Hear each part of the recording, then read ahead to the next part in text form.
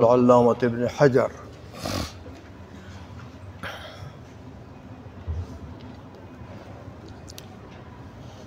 ابن عابدین شامی رحمہ اللہ تعالی فرماتے ہیں کہ سئل فی شخص یقرأ ویطالع فی الکتب الفقہیۃ بنفسہ، ایک بندہ ایسا ہے کہ وہ فقہ کی کتابوں کا مطالعہ تو کرتا ہے، پڑھتا بھی ہے کتابیں، لیکن وَلَمْ يَكُنْ لَهُ شَيْخٌ، کسی استاد سے اس نے کتاب نہیں پڑھی، خود اس میں صلاحیت ہے کہ وہ فقہ کی کتابیں پڑھتا بھی ہے، مطالعہ بھی کرتا ہے، لیکن کسی استاد سے اس نے کتاب نہیں پڑھی، تو یہ بندہ وہ یفتی، کیا یہ فتویٰ دے گا اور وہ یعتمد علی مطالعتہ فی الکتب، اپنے مطالعہ کے اوپر اعتماد کر کے تو فتوے دے سکتا ہے؟ فَهَلْ يَجُوزُ لَهُ ذَلِكَ أَمْ لَا، آیا ایسے بندے کے لیے دو لوگوں کو فتوے دینا جائز ہے یا جائز نہیں ہے؟ یہ فتوے سے متعلق بات ہے کہ ایک بندے نے کتابیں دیکھی، مطالعہ کیا، لیکن خود اپنے علم استاد سے نہیں پڑھا، تو اپنے علم پر اعتماد کر کے کیا یہ بندہ فتوے دے سکتا ہے؟ فَأَجَابَ بِقَوْلِهِ لَا يَجُوزُ لَهُ الْإِفْتَاءُ بِوَجْهٍ مِّنَ الْوُجُوهِ لِأَنَّهُ عَامِيٌّ جَاهِلٌ لَا يَدْرِي مَا يَقُولُ، تو علامہ ابن حجر نے یہ جواب دیا کہ نہیں، جائز نہیں ہے اس کے لیے کہ وہ فتویٰ دے، اپنے مطالعہ پر اعتماد کر کے فتویٰ دے، یہ جائز نہیں ہے، کیونکہ جب استاد سے اس نے نہیں پڑھا تو لِأَنَّهُ عَامِيٌّ جَاهِلٌ، وہ عام آدمی ہے، جاہل آدمی ہے، لا يدری ما یقول،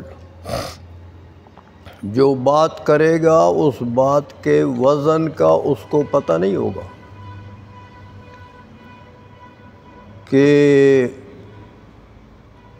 تجربہ کار عالم تو نہیں ہے خود، اور تجربہ کار عالم سے پڑھا بھی نہیں،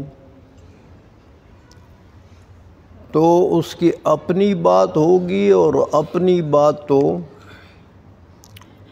قابل قبول نہیں یہاں پر، اسی لیے فرمایا بل الذی یاخذ العلم عن المشائخ المعتبرین لا یجوز له ان یفتی من کتاب ولا من کتابین، جن لوگوں نے مشائخ تجربہ کار لوگوں سے علم لیا ہے، ان سے پڑھا ہے، ان کے لیے بھی جائز نہیں ہے کہ ایک کتاب کو دیکھ کر فتویٰ دے دے یا دو کتابوں کو دیکھ کر فتویٰ دے دے، بل قال النووی رحمہ اللہ تعالی ولا من عشرۃ، 10 کتابیں دیکھ کر بھی فتویٰ دینا جائز نہیں ہے۔ امام نووی نے فرمایا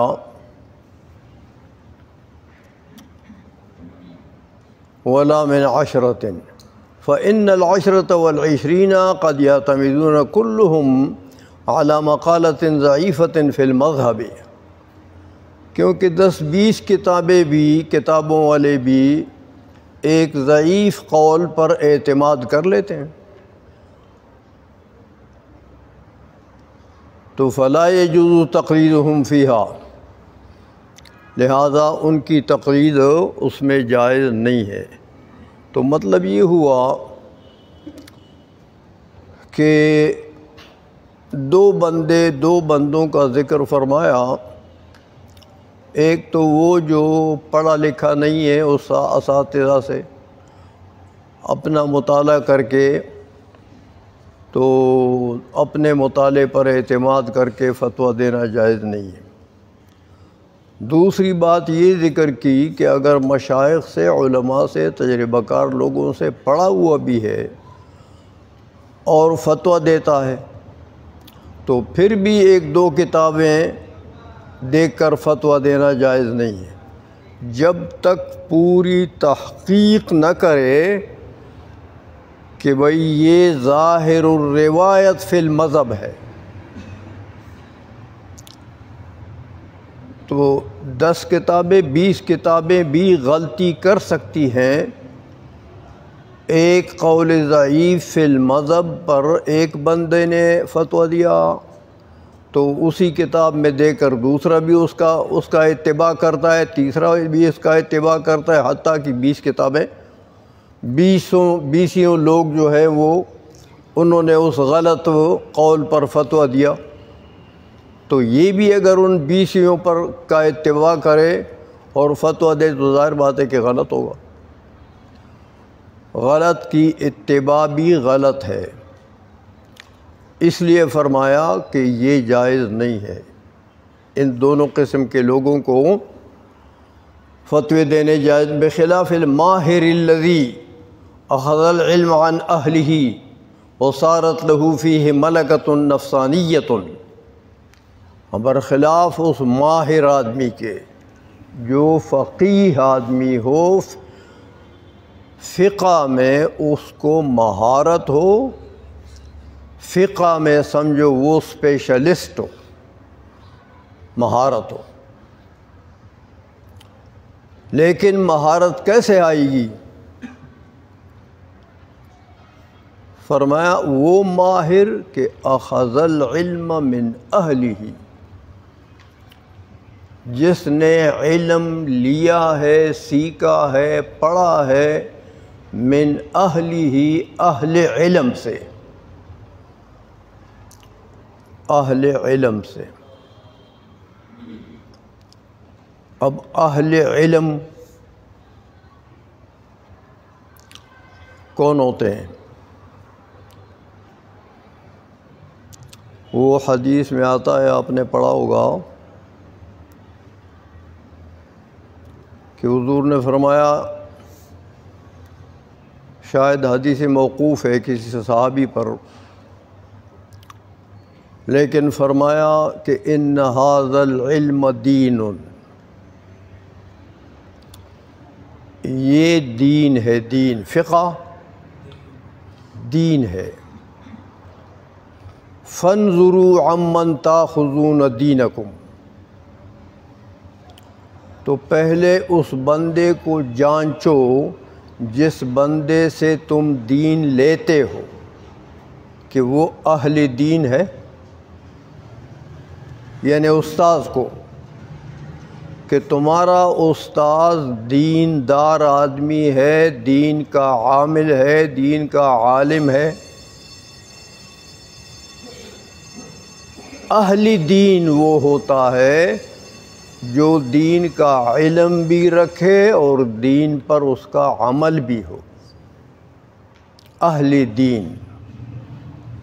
اسی لیے فرمایا بخلاف الماہر الذی اخذ العلم عن اہلہ وصارت له فیہ ملکۃ نفسانیہ.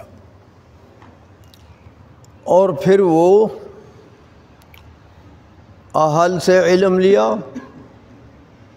اور اس کے بعد اس علم کے اندر، یعنی فقہ کے اندر، وہ علم اس علم میں اس نے ملکہ حاصل کیا،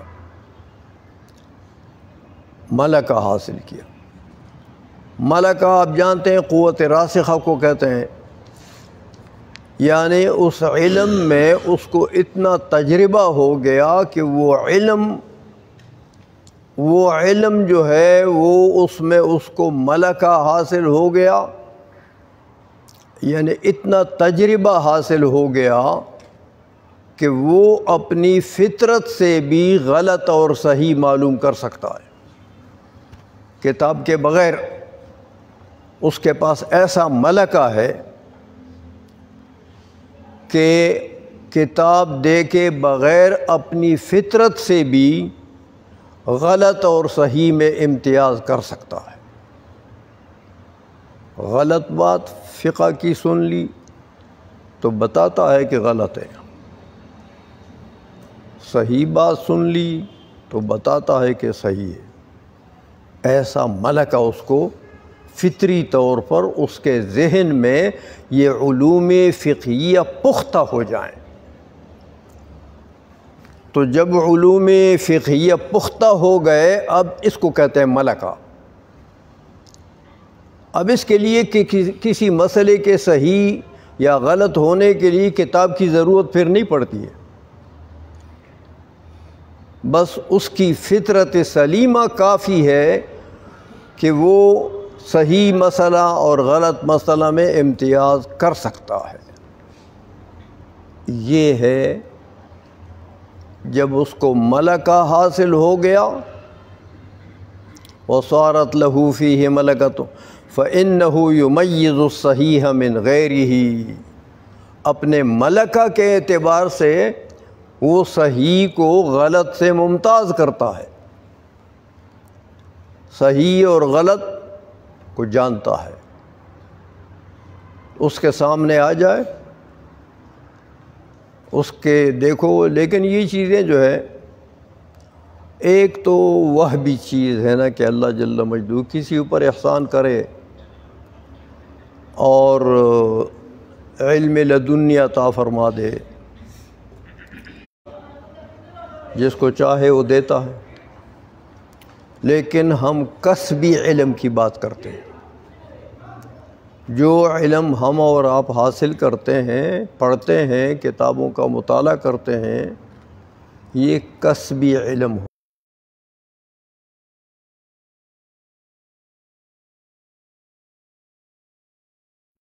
فقہی جزیات میں آپ کا مطالعہ وسیع ہو، فقہی جزیات میں، فقہی کتابوں میں آپ کے دن رات گزریں فقہی کتابوں کے مطالعے میں، پڑھنے میں، پڑھانے میں، تو کہیں جا کر یہ ملکہ انسان کو حاصل ہو جاتا ہے۔ تو یہ کسبی علم ہے، کسب سے حاصل ہوتا ہے۔ مجھے اپنے قبلہ والد صاحب کی ایک بات یاد آ گئی۔ میرے طالب علمی کا دور تھا، پنجاب میں پڑھتا تھا میں، تو چھٹی ہو گئی تھی، گھر آیا۔ قبلہ والد صاحب رحمۃ اللہ علیہ نے مجھے فرمایا، بیٹا، وہ بیٹھے ہوئے تھے ایسے کتابیں دیکھ رہے تھے، لیکن ہم نے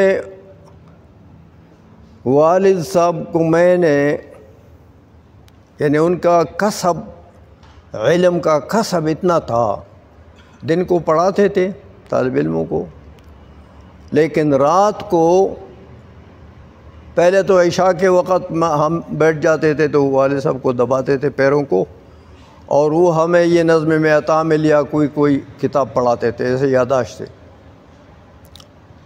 تو وہ تو خیر، لیکن رات کو جب میں جاگا ہوں تو میں نے اپنے والد صاحب کو یا نوافل پڑھتے دیکھا ہے یا کتاب کا مطالعہ کر کے دیکھا ہے۔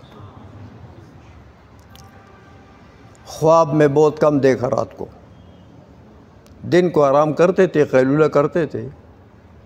خیر یہ تو ان کا کسب تھا علم کا۔ لیکن ایک دن مجھے فرمایا، بیٹا یہ شامی کی تیسری جلد مجھے دے دو۔ ایسے کتاب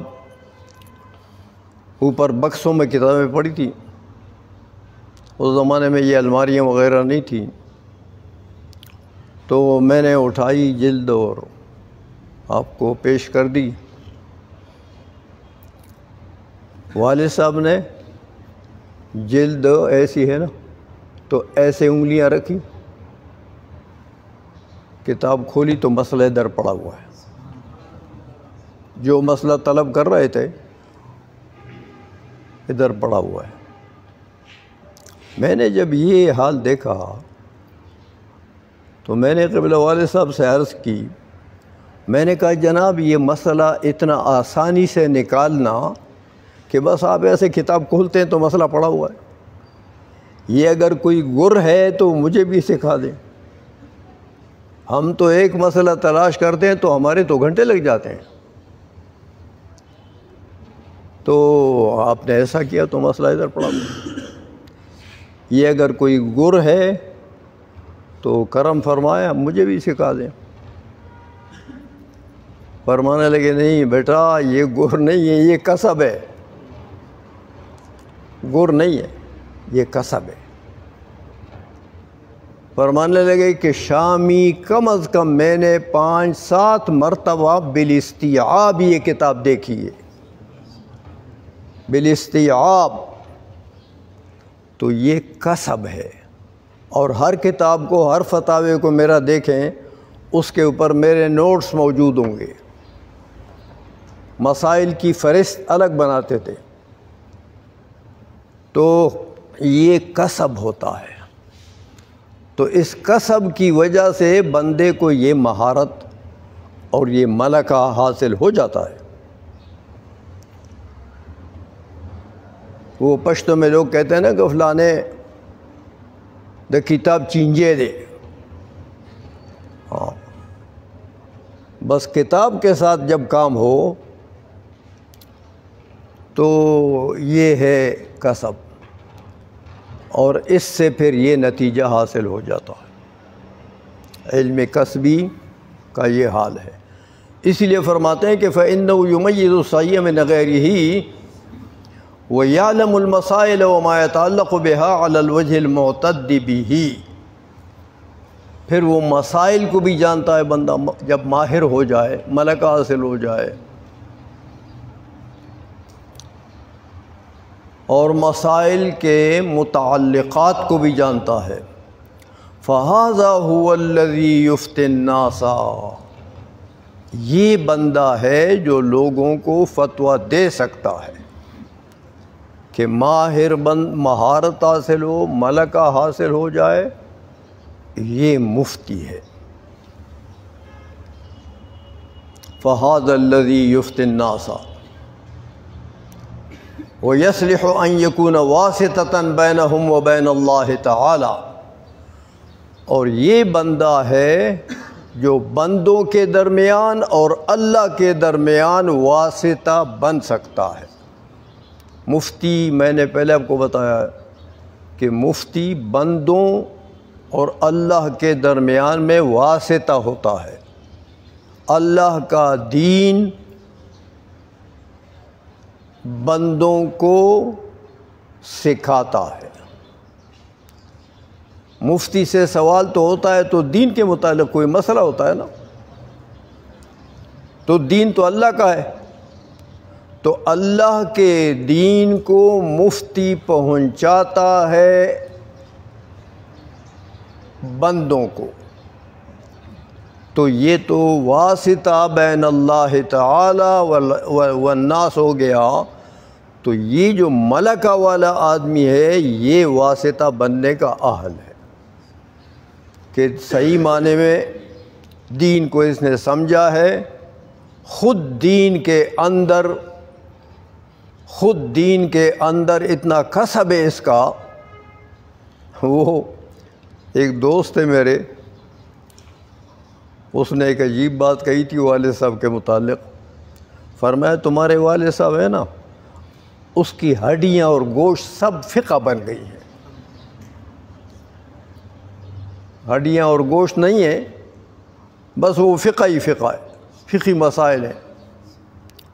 تو بندے کی واقعی جب کسب کرتا ہے بندہ تو اس کا گوشت اور ہڈیاں سب وہی فن بن جاتا ہے۔ تو ایسا کسب ہو، اس مقام پر بندہ پہنچے تو وَيَصْلِحُ أَن يَكُونَ وَاسِطَةً بَيْنَهُمْ وَبَيْنَ اللَّهِ تَعَالَى وَأَمَّا غَيْرُهُ فَيَلْزَمُهُ إِذَا تَصَوَّرَ هَذَا الْمَنْصَبَ الشَّرِيفَ التَّعْزِيرُ الْبَلِيغُ وَالزَّجْرُ الشَّدِيدُ الزَّاجِرُ ذَلِكَ لِأَمْثَالِهِ عَنْ هَذَا الْأَمْرِ الْقَبِيحِ الَّذِي يُؤَدِّي إِلَى مَفَاسِدَ لَا تُحْصَى۔ باقی کہتے ہیں وَأَمَّا غَيْرُهُ، اس منصب پر اگر بندہ نہیں پہنچائے، ملکہ اس کو حاصل نہیں ہے، تو اگر وہ اس منصب پر بیٹھے جب کہ اہل نہیں ہے، ماہر نہیں ہے، مہارت حاصل نہیں ہے، کتابوں کا کسب نہیں کرتا، کہیں کتاب دیکھی اور فتویٰ دینا جڑ دیا، یہ اس قسم کے لوگ جو ہیں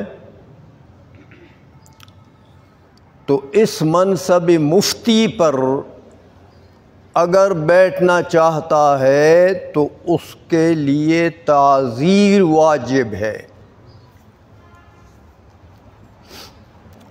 اس کے اوپر قاضی وقت، حکومت وقت کے اوپر لازم ہے کہ ایسے بندے کو سزا دے، تعزیر، اور تعزیر بھی البلیغ والزجر الشدید الزاجر ذلك لامثالہ عن هذا الامر القبیح الذي يؤدي الى مفاسد لا تحصى۔ کیونکہ اگر ایسا آدمی ہے اور وہ منصب پر مفتی کے منصب پر بیٹھتا ہے تو اس کو سزا دینا چاہیے، ایسی سزا کہ دوسروں کے لیے بھی عبرت بنے، دوسروں کے لیے بھی۔ مگر آج کل تو اس معاملے میں پاکستان یاغستان ہے، صرف پاکستان نہیں ہے، تقریباً انڈیا کا بھی یہی حال ہے، اور جہاں اسلامی قانون نہیں ہے کہیں بھی نہیں ہے دنیا میں، سعودی عرب میں بھی نہیں ہے۔ سعودی عرب کے وہابیوں نے چند تعزیرات نافذ کیے ہیں، چند حدود اور تعزیرات، اور بعض انتہائی غلط نافذ کیے ہیں۔ دیکھو، آپ نے پڑھا ہے کہ بندے کے قتل کے جواز کے لیے تو شریعت میں 3 چیزیں ہیں نا، کہ یا اس نے قتل عمد کیا ہو تو قصاصاً قتل ہو جائے گا، یا وہ مرتد ہو گیا تو وہ قتل ہوگا، یا وہ زانی محسن ہے تو قتل ہوگا۔ یہ 3 چیزیں ہیں پوری شریعت میں، کسی کے قتل کے جواز کے لیے یہ 3 چیزیں ہیں۔ تو سعودی والوں کا کیا قانون ہے کہ اگر آپ کے ساتھ چرس پکڑا گیا نا تو قتل کرو اس کو۔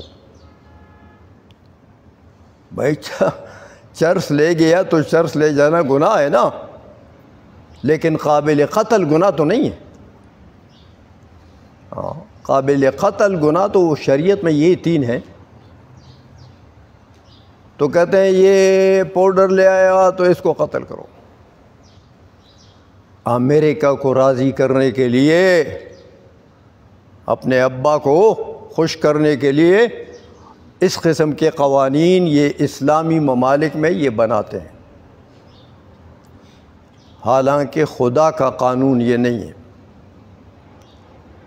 خدا کا قانون یہ ہے کہ قتل صرف ان 3 چیزوں سے، کسی مسلمان کا قتل ان 3 چیزوں سے وہ واجب القتل ہو جاتا ہے۔ ایسا کسی کو گالیاں دی تو پکڑو قتل کرو، یا کوئی کسی نے لبیک کہا تو قتل کرو۔ یہ مذاق کر رہے ہیں، حکومتیں دین کے ساتھ مذاق کر رہی ہیں، دین کا مذاق اڑا رہی ہے۔ اسی لیے فرمایا کہ ایسا آدمی جو مفتی بننے کا اہل نہیں ہے، ماہر نہیں ہے، حاذق نہیں ہے، فقہی علوم میں اسپیشلسٹ نہیں ہے اور وہ مفتی بننے کے منصب پر بیٹھتا ہے تو اس کو تعزیر دینا چاہیے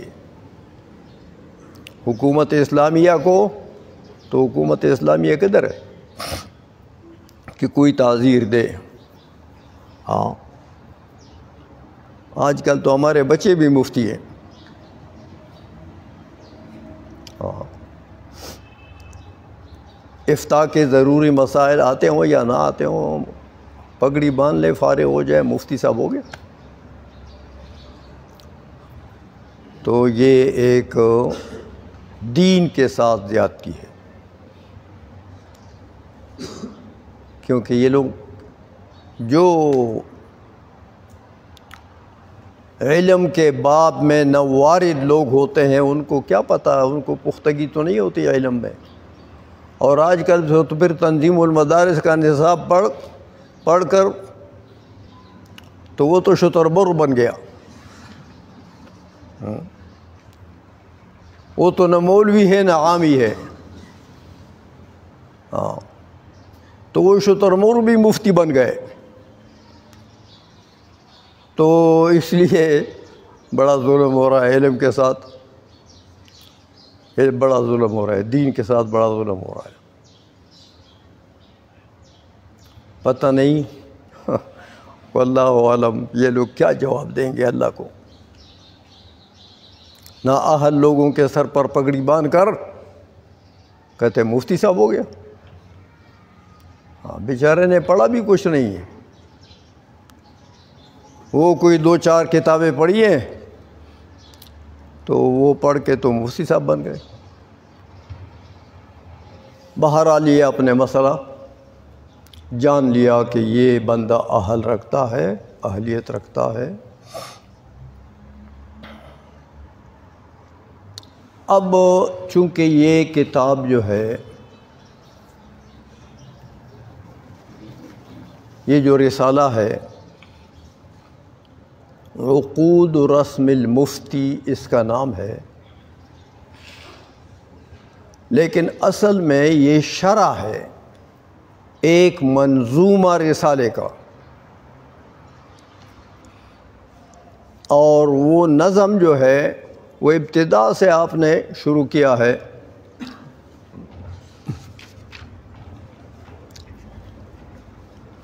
یہ جو شروع کیا ہے شروع ابتدا میں کہ بسم الالہ شارع الاحکامی مع حمدہ ابداً فی نظامی، ابتدا میں بالکل. تو یہ اشعار، پھر یہ اشعار آئے ہیں کہ وہاں انا اشرع فی المقصودی مستمنحا من فیض بحر الجودی اعلم بان الواجب اتباع ما ترجیحہ عن اہلہ قد علما او کان ظاہر الروایت ولم یرجحوا خلاف ذاک فاعلم. یہ منظومہ رسالہ ہے. تو یہ جو شرح نثر میں جو آپ پڑھتے ہیں یہ اس کی شرح ہے، اس نظم کی شرح ہے. تو اس آخری بیت میں دیکھو او کان ظاہر الروایت ولم یرجحوا خلاف ذاک فاعلم، آخری شعر. بھائی 88 صفحے پر موجود ہے میرے پاس، آپ کے پاس بھی. ابتدا میں، بالکل ابتدا میں، رسالے کے ابتدا میں اشعار شروع ہو گئے، ان کا آخری شعر ہے. تو اس میں ہے او کان ظاہر الروایت ولم یرجحوا خلاف ذاک فاعلم. تو یہ آخر آج کے سبق کے آخر میں وقولی او کان ظاہر الروایہ، اس شعر میں ظاہر الروایہ ہے نا، اسی کی طرف اشارہ ہے کہ نظم میں جو او کان ظاہر الروایہ ہے معناہ انما کان من المسائل فی الکتب رویت عن محمد بن الحسن روایتا ظاہرتا یفتیٰ بہ. ظاہر الروایت کا کیا مطلب فرماتے ہیں کہ امام محمد رحمۃ اللہ علیہ سے ایسی کتابوں میں مروی ہو مسئلہ، جو ظاہر الروایت کی کتابیں ہیں ان میں مسئلہ موجود ہو، تو ظاہر بات ہے کہ ظاہر الروایہ فی المذہب ہے تو یفتیٰ بھی، وہی مفتیٰ بھی قول ہوگا، اس پر فتویٰ دیا جائے گا۔ وَإِن لَّمْ يُصَرِّحُوا بِتَصْحِيحِهِ، اگرچہ بعد کے اصحاب ترجیح والوں نے اس کی تصحیح کا قول نہ بھی کیا ہو، بس امام محمد کے ظاہر الروایت کی کتابوں میں موجود ہونا کافی ہے۔ اور ظاہر الروایت کی کتابیں آپ نے پڑھی ہیں، امام محمد کی جو 6 کتابیں ہیں وہ ظاہر الروایت ہے۔ نعم لو صححوا روایتا اخرى من غیر کتب ظاہر الروایت یتبع ما صححوه، ہاں اگر اصحاب ترجیح نے ظاہر الروایت کے مسئلے کی تصحیح نہ کی، بلکہ ظاہر الروایت کے مسئلے کے علاوہ اور قول ہے مذہب میں، اس کی تصحیح کر دی، اس کو ترجیح دے دی، تو فعلینا ما صححوه وما رجحوه، پھر قانون یہ ہے کہ اصحاب ترجیح نے جس کی تصحیح کی، جس کو ترجیح دی، ہم پر اتباع اسی کا ہے۔ اب ظاہر الروایت وہ بن گیا جس کو اصحاب ترجیح نے ترجیح دے دی۔ دیکھو یہ دو مسئلے آپ کو بتا دیے، ایک تو یہ کہ مفتیٰ بھی قول وہ ہے جو امام محمد رحمۃ اللہ علیہ کے ظاہر الروایت کی کتابوں میں موجود ہو، بس ان کتابوں میں موجود ہونا یہ افتاء کے لیے کافی ہے۔ دوسرا، اگر آپ نے دیکھا کہ ایک قول ظاہر الروایت میں موجود ہے، دوسرا قول ظاہر الروایت کی کتابوں میں نہیں ہے، لیکن اصحاب ترجیح نے اس دوسرے قول کو ترجیح دے دی، ظاہر روایت والے کو ترجیح نہیں دی، تو اس صورت میں پھر اصحاب ترجیح نے جس قول کو ترجیح دی ہو وہی مذہب بن گیا۔ اب ظاہر روایت کو اس کے مقابلے میں چھوڑ دیں گے، سمجھے ہو؟ نعم لو صححوا روایتا اخرى من غیر کتب ظاہر الروایت یتبع ما صححوه۔ قال العلامة الطرسوسی في انفع الوسائل في مسألة الكفالة الى شهر ان القاضي المقلد لا يجوز له ان يحكم الا بما هو ظاهر الرواية لا بالرواية الشاذة الا ان ينص على ان الفتوى عليها۔ ظاہر الروایت کے اوپر فتویٰ دینا لازم ہے، ہاں روایت شاذہ پر فتویٰ روایت ظاہر الروایت کے مقابلے میں اگر آ جائے تو فتویٰ نہیں ہوگا، ظاہر الروایت پر فتویٰ ہوگا۔ ہاں الا ان ينصوا على ان الفتوى علیہا، ہاں اگر اصحاب ترجیح نص کر دیں، تصریح فرما دیں کہ بھئی فتویٰ جو ہے وہ غیر ظاہر روایت کے قول پر ہے، تو پھر ہمارے لیے قاعدہ یہی ہے کہ وَعَلَيْنَا مَا صَحَّحُوهُ وَمَا رَجَّحُوهُ۔ تو دو باتیں ہو گئیں، ایک ظاہر الروایہ پر فتویٰ واجب، اور دوسرا اگر ظاہر الروایت کے مقابلے میں دوسرے قول کو اصحاب ترجیح نے ترجیح دی ہے تو بس فتویٰ اسی پر ہوگا۔ پھر یہ اب ظاہر الروایہ کی بات آ گئی ہے، تو ظاہر الروایہ کی کتابیں آپ کو بتاتے ہیں، یہ 6 کتابیں ہیں۔ وہ کتب ظاہر الروایت، یہ شعر ہیں، اشعار نقل کرتے ہیں، ہاں اسی رسالے کے منظوم۔ وَكُتُبُ ظَاهِرِ الرِّوَایَةِ أَتَتْ ستم و بالاصول ایضا سمیت.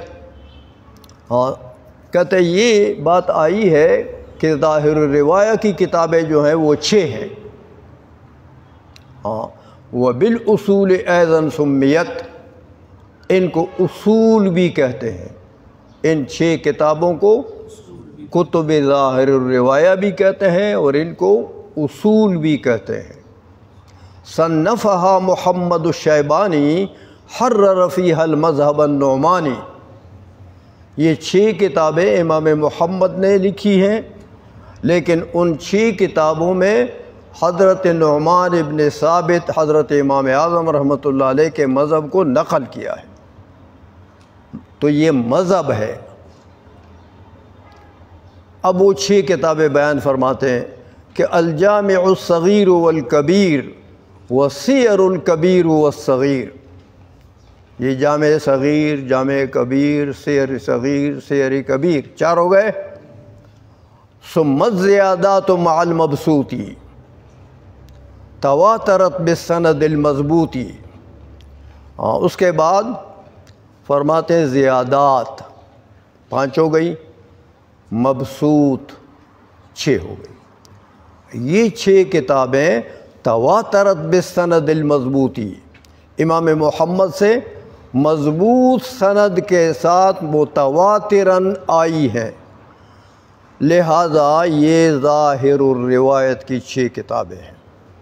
ان کتابوں میں جو قول موجود ہے وہ ظاہر الروایت ہے، وہ مذہب ہے، بشرطے کہ اصحاب ترجیح نے اس کے مخالف قول کو ترجیح نہ دی ہو. یہ ہے مذہب حنفی.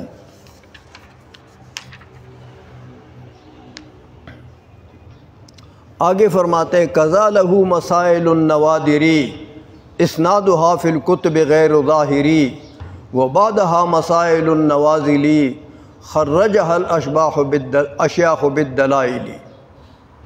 اس کے بعد یہ 6 کتابیں تو ظاہر روایت کی ہو گئی، یہ تو نقل متواتر سے امام محمد سے منقول ہیں، لیکن امام محمد کے مسائل نوادر بھی ہیں.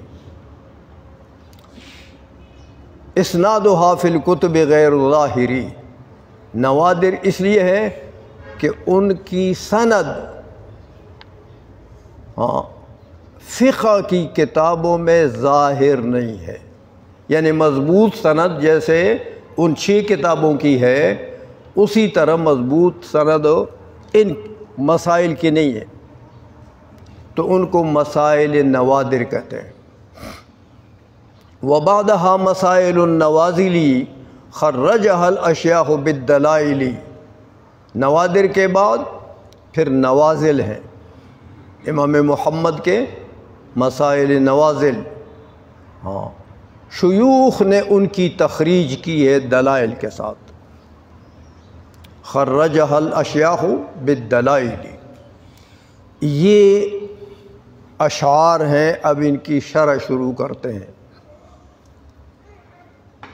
تو یہ 3 قسم کے مسائل تو اشعار میں ذکر ہو گئے نا، ایک ظاہر روایت کے، ایک نوادر، اور ایک نوادر کے علاوہ مسائل نوازل. تو شرح میں فرماتے ہیں کہ مسائل اصحابنا الحنفیۃ علی 3 طبقات. ہمارے مشائخ حنفیہ کے نزدیک جو فقہ کے مسائل ہیں ان کی 3 قسمیں ہیں. 3 قسمیں، 3 طبقات ہیں، 3 قسمیں ہیں. الاولی مسائل الاصول، پہلا مرتبہ اصول کے مسائل. وتسمى ظاہر الروایہ ایضاً وہی مسائل رویت عن اصحاب المذہب وهو ابو حنیفہ و ابو یوسف و محمد رحمہم اللہ تعالی ویقال لهم العلماء الثلاثہ. امام اعظم رحمۃ اللہ علیہ، امام ابو یوسف رحمہ اللہ تعالی، امام محمد رحمہ اللہ تعالی، یہ اصحاب مذہب ہے. آگے آ رہا ہے کہ وقد يلحق بهم ظفر والحسن وغیرهما، ممن اخذ الفقہ عن ابی حنیفہ، بعض لوگ جو ہیں وہ حضرت امام ظفر رحمہ اللہ تعالیٰ وہ بھی امام اعظم کے شاگرد ہیں، امام حسن یہ بھی امام اعظم کے شاگرد ہیں، تو ان کو بھی ملا لیتے ہیں۔ تو مطلب یہ ہے کہ 3 وہ اور 2 یہ 5، ان 5 لوگوں سے جو مروی مسائل ہیں وہ ظاہر الروایہ ہیں، یہ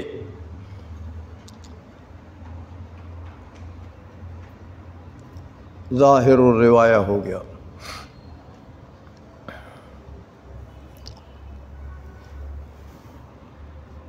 لیکن اب ایک اور بات بتاتے ہیں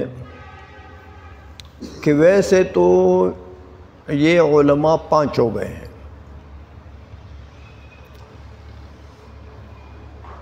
امام اعظم رحمۃ اللہ علیہ خود اور یہ 4 ان کے شاگرد، امام ابو یوسف، امام محمد، امام ظفر ابن حذیل اور امام حسن ابن زیاد، یہ ان 5 سے جو مروی مسائل ہیں وہ ظاہر روایت ہیں۔ لیکن فرماتے ہیں کہ ثم هذه المسائل التي تسمى بظاہر الروایت والاصول یہ ہے ما وجد فی کتب محمد التي هي المبسوط والزیادات والجامع الصغیر والسیر الصغیر والجامع الکبیر والسیر الکبیر۔ تو کہتے ہیں ظاہر الروایت کے جو مسائل ہیں وہ وہی جو ان 6 کتابوں میں سے کسی میں موجود ہو، 6 کتابوں میں جو مبسوط ہے، زیادات ہے، جامع صغیر ہے، جامع کبیر ہے، اور سیر صغیر ہے، سیر کبیر ہے۔ اب کہتے ہیں یہ ظاہر الروایت کیوں کہتے ہیں ان کو؟ کہتے ہوئے انما سمیت بظاہر الروایت لأنها رویت عن محمد بروایت الثقات فهي ثابتة عنه اما متواترة یہ او مشہورة عنہ۔ امام محمد رحمہ اللہ تعالی سے ان کتابوں کی جو روایت ہے وہ ثقہ لوگوں کی روایت سے ثابت ہے، یا تو وہ سند ان مسائل کی امام محمد تک، یا تو وہ سند بطریقہ تواتر پہنچی ہے امام محمد تک، اور تواتر نہیں تو کم از کم مشہور تو ہے۔ تو سند کم از کم سند مشہور کے ساتھ ان مسائل کی روایت ثابت ہے حضرت امام محمد رحمہ اللہ صلی اللہ علیہ وسلم، اس لیے یہ ظاہر الروایت ہے، یعنی مذہب ہے، مذہب حنفی ہے، قول فی المذہب نہیں ہے۔ یہ تو ایک طبقہ ہو گیا مسائل ظاہر الروایت۔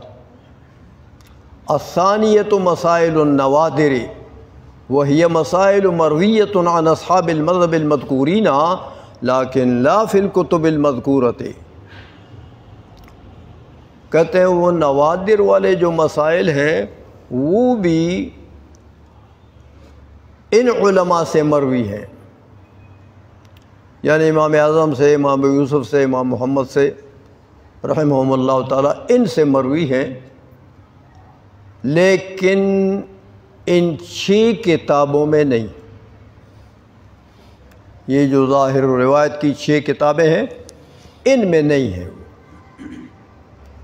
تو ان کو نوادر کہتے ہیں۔ لا فی الکتب المذکورہ بل اما فی کتب اخرى لمحمد، یا تو امام محمد رحمۃ اللہ علیہ کی دوسری کتابیں بھی ہیں تو ان میں مروی ہے کل کیسانیات والہارونیات والجرجانیات والرقیات، یہ نیچے لکھا ہوا ہے کیسانیات، رواہا سلیمان بن سعید الکیسانی عن محمد بن الحسن۔ ہاں، دو قسم کی باتیں ہوتی ہیں، امام محمد سے جو مسائل مروی ہیں ظاہر الروایہ کے کتب کے علاوہ،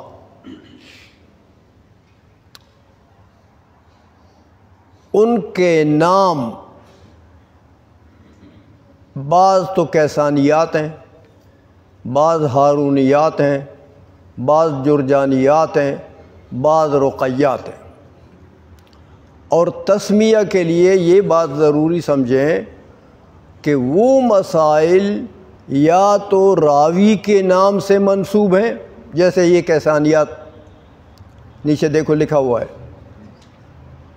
ہاں، رواہا سلیمان بن سعید الکیسانی، تو کیسانی کی روایت ہے تو کیسانیات ہو گئے وہ مسائل۔ امام محمد سے علامہ کیسانی نے جو روایات کی ہیں مسائل کی، ان کو کیسانیات کہتے ہیں۔ ہارونیات مسائل الامام محمد جمعها لرجل یسمى ہارون، امام محمد نے ہی یہ مسائل لکھے ہیں لیکن ہارون کے نام سے ایک شاگرد تھے ان کے لیے لکھے ہیں، تو وہ ہارونیات ہو گئے، ان کو ہارونیات کہتے ہیں۔ اسی طرح جرجانیات، یہ دیکھو جرجانیہ مسائل رواہا علی بن صالح الجرجانی، ہاں جرجانی نے روایت کی ہے تو جرجانیات ہو گئے، ان کی طرف نسبت ہو گئی ہے۔ رقیات رقہ کی طرف منسوب ہیں، مسائل رواہا ابن سماعہ عن محمد بن الحسن الشیبانی فی الرقہ، تو یہ مطلب یہ ہے کہ یہ مختلف نام ہے مسائل کے مجموعے کے، کچھ مسائل جو جس نے مانگے اور امام محمد نے لکھے اور وہ اس کے علاوہ اس کے حوالے کر دیے، تو اسی کے نام سے وہ مسائل مشہور ہو گئے۔ تو یہ جو مسائل ہیں یہ نوادر ہیں، نوادر کیسانیات ہیں کہ ہارونیات ہیں کہ جرجانیات ہیں کہ رقیات ہیں۔ وإنما قيل لها غير ظاهر الرواية لأنها لم تروى عن محمد بروايات ظاهرة ثابتة صحيحة كالكتب الأولى، اسی لیے فرماتے ہیں کہ یہ ظاہر الروایت نہیں ہے بھائی، نوادر ہیں، اس لیے کہ جس طرح امام محمد رحمۃ اللہ علیہ سے وہ 6 کتابوں کے مسائل سند قوی کے ساتھ، سند مضبوط کے ساتھ مروی ہیں، اسی طرح سند کے ساتھ یہ مسائل امام محمد سے مروی نہیں ہے، اس لیے یہ ظاہر الروایت نہیں ہے بلکہ یہ نوادر ہیں۔ لأنها لم تروى عن محمد بروايات ظاهرة ثابتة صحيحة كالكتب الأولى، تو یا تو دوسری کتب اولیٰ کی طرف نقل نہیں ہے، وَإِمَّا فِي کتب غیر محمد، یا یہ مسائل امام محمد کی کتابوں میں نہیں ہے بلکہ امام محمد کے تلامذہ کی کتابوں میں موجود ہے، یا ان کے تلامذہ کی کتابوں میں موجود ہیں، کا کتاب المجرد للحسن ابن زیاد وغیرہا، جیسے امام حسن ابن زیاد امام صاحب کے شاگرد ہیں، ان کی کتابوں میں موجود ہیں، تو اس لیے یہ ظاہر و روایہ نہیں ہے۔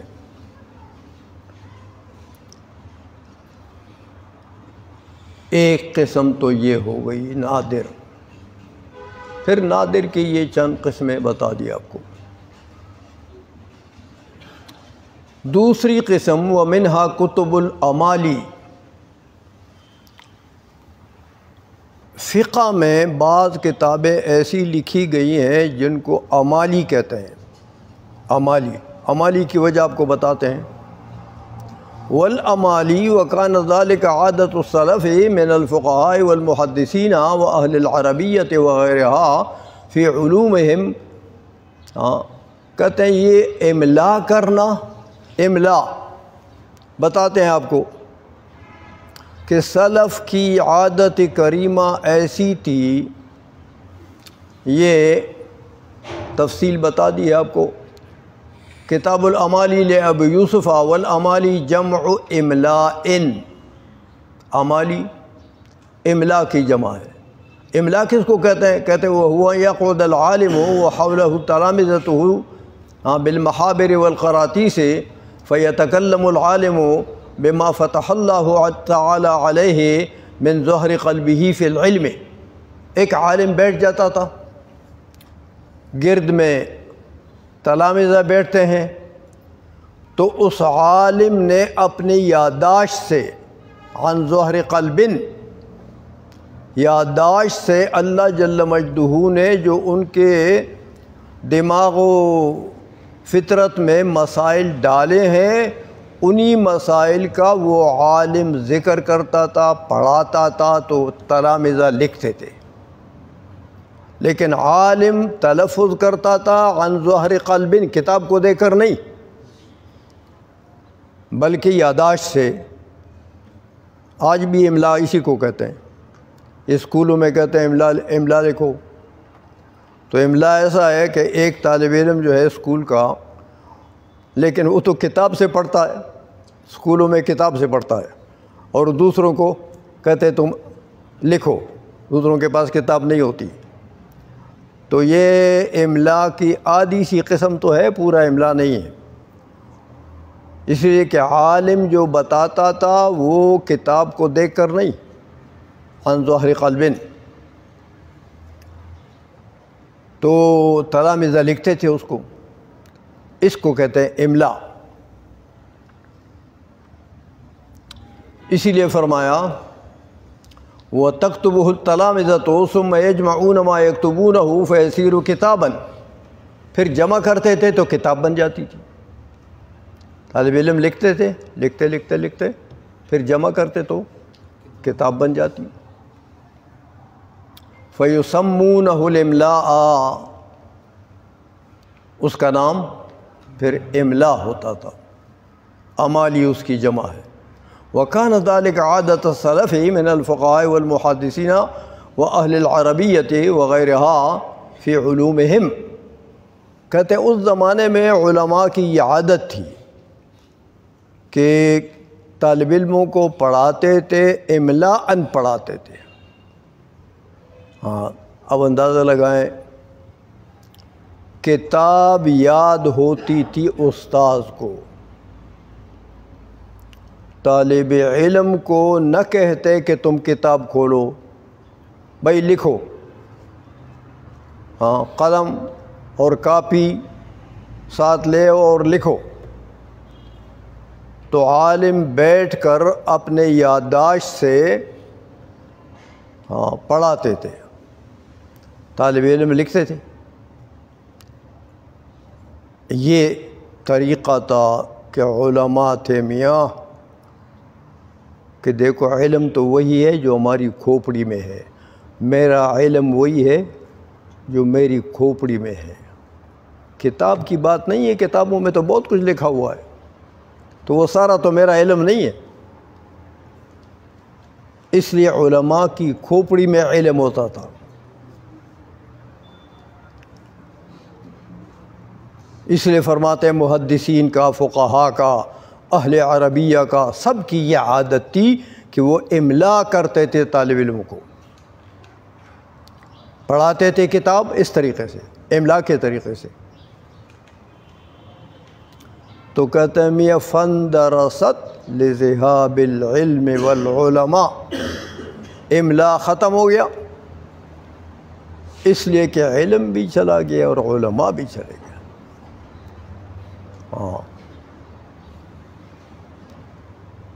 جن کے کھوپڑی میں کتابیں بھری ہوتی تھیں، کتابیں، وہ علماء بھی گئے اور وہ علم بھی گیا۔ وَيُقْبَضُ الْعِلْمُ بِقَبْضِ الْعُلَمَاءِ فَانْدَرَسَتْ لِذِهَابِ الْعِلْمِ وَالْعُلَمَاءِ وَإِلَى اللَّهِ الْمَصِيرُ۔ اچھا، یہ تو ہوا تو ایک نوادر آپ کو بتا دی، دوسرا کتب عمالی جو املا کے طریقے سے مسائل جمع ہوئے اور کتاب کی شکل بن گئی، وہ کتب العمالی ہیں۔ اور کہتے ہیں کہ والعلماء الشافعیۃ یسمون مثلہ تعلیقۃ۔ اس قسم کے املاءات کو شوافی کے جو علماء ہیں رحمہم اللہ تعالی، وہ ان کو تعلیقات کہتے ہیں۔ املا کی کتابوں کو تعلیقات کہتے ہیں۔ اچھا، تو یہ یا تو نوادر ہو گئے مسائل، نوادر کی پھر وہ کئی قسمیں ہو گئی، یا پھر املاءات ہو گئے جو آپ کو بتا دی ہیں، یا پھر تیسری قسم بتاتے ہیں کہ وہ اما بروایات مفردۃ مثل روایت ابن سماعۃ و معل بن منصور وغیرہما فی مسائل معینۃ۔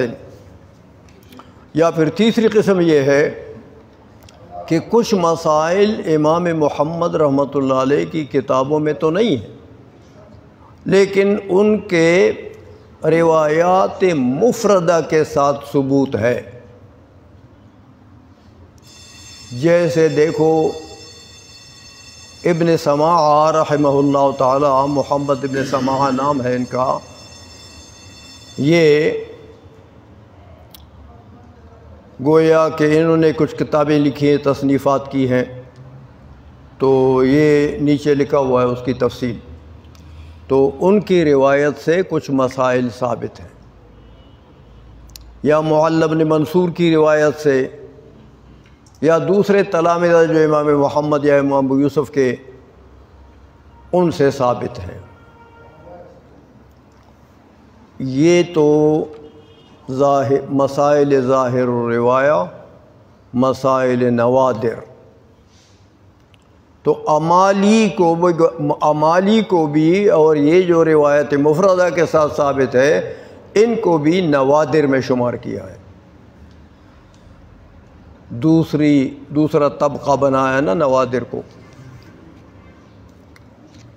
کہتے الثالثۃ، تیسرا طبقہ مسائل کا، الفتاوی والواقعات۔ الفتاوی والواقعات وہی مسائل استنبطها المجتہدون المتاخرون لما سئلوا عن ذلك ولم يجدوا فيها رواية عن أهل المذهب المتقدمين وهم أصحاب أبي حنيفة ومحمد وأصحابهما وهلم جرا۔ فرماتے تیسرا طبقہ مسائل کا وہ ہے جن کو واقعات کہتے ہیں، واقعات۔ تو کہتے ہیں یہ واقعات جو ہیں، یہ وہ مسائل ہیں جن کو متأخرین مجتہدین نے جن مسائل کا استنباط کیا، اور ان متأخرین مجتہدین کو ان مسائل کے استنباط کی ضرورت اس لیے پڑی کہ متقدمین سے ان مسائل میں کوئی قول مروی نہیں ہے۔ زمانے کے اعتبار سے تو نئے نئے مسائل پیدا ہوتے ہیں نا، تو متأخرین مجتہدین کے زمانے میں جو نئے مسائل پیدا ہوئے اور ان کے سوالات ان سے ہوئے کہ ان کا حکم شرعی کیا ہے ان چیزوں کا، تو متاخرین مجتہدین نے دیکھا کہ بھئی متقدمین کا تو اس معاملے میں کوئی قول نہیں ہے، اب ان کو ضرورت پڑ گئی کہ یہ خود اجتہاد کر کے ان مسائل کا حکم استنباط کریں کتاب اللہ سے اور حضور کی سنت سے یا اجماع سے استنباط کریں۔ اس لیے فرمایا کہ وَلَمْ يَجِدُوا فِيهَا رِوَایَةً عَنْ أَهْلِ الْمَذْهَبِ الْمُتَقَدِّمِينَ لَمَّا سُئِلُوا عَنْ ذَلِكَ وَلَمْ يَجِدُوا فِيهَا رِوَایَةً عَنْ أَهْلِ الْمَذْهَبِ الْمُتَقَدِّمِينَ وَهُمْ أَصْحَابُ أَبِي يُوسُفَ وَمُحَمَّدٍ وَأَصْحَابُ أَصْحَابِهِمَا۔ ہاں، وہ امام ابو یوسف کے شاگرد ہیں۔ مجتہدین متاخرین کون ہیں؟ امام ابو یوسف کے شاگرد۔ متاخرین مجتہدین امام ابو یوسف کے شاگرد، امام محمد کے شاگرد۔ وہ اصحاب اصحابہما، یا ان کے تلامذہ کے تلامذہ، وَهَلُمَّ مَجَرًا، تو یا ان کے تلامذہ کے تلامذہ، یہ متاخرین مجتہدین ہیں۔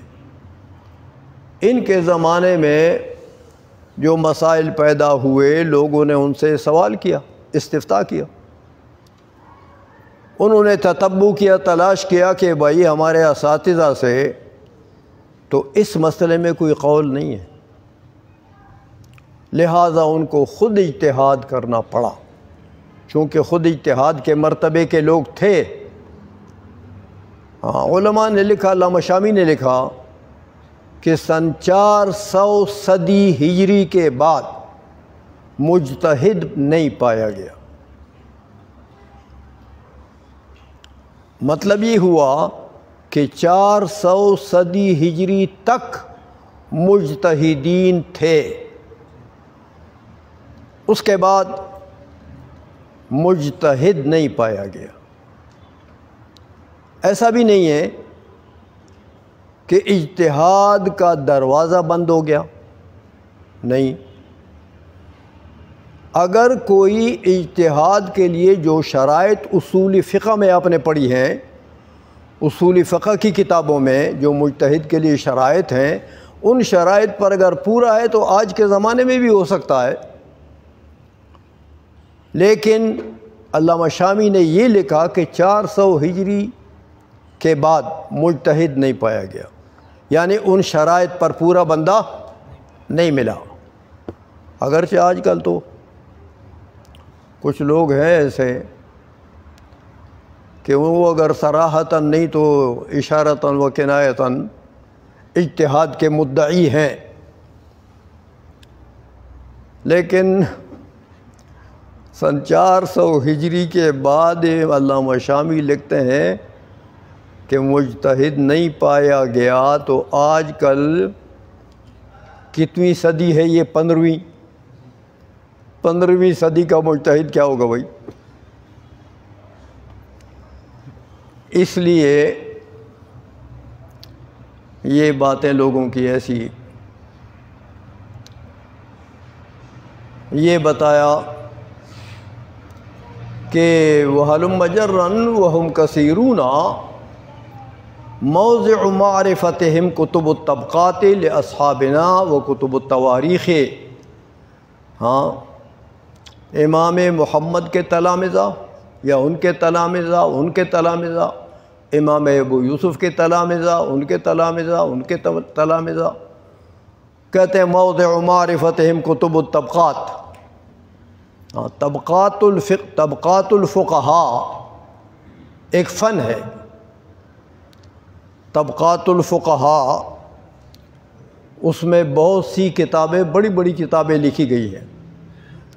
کہتے ہیں وہاں طبقات الفقہاء کی کتابوں میں یہ آپ کو پتہ لگے گا کہ امام محمد کا شاگرد کون ہے، امام ابو یوسف کا شاگرد کون ہے، یا ان کے شاگردوں کے شاگرد کون ہیں، اور کس طبقے میں ہے وہ۔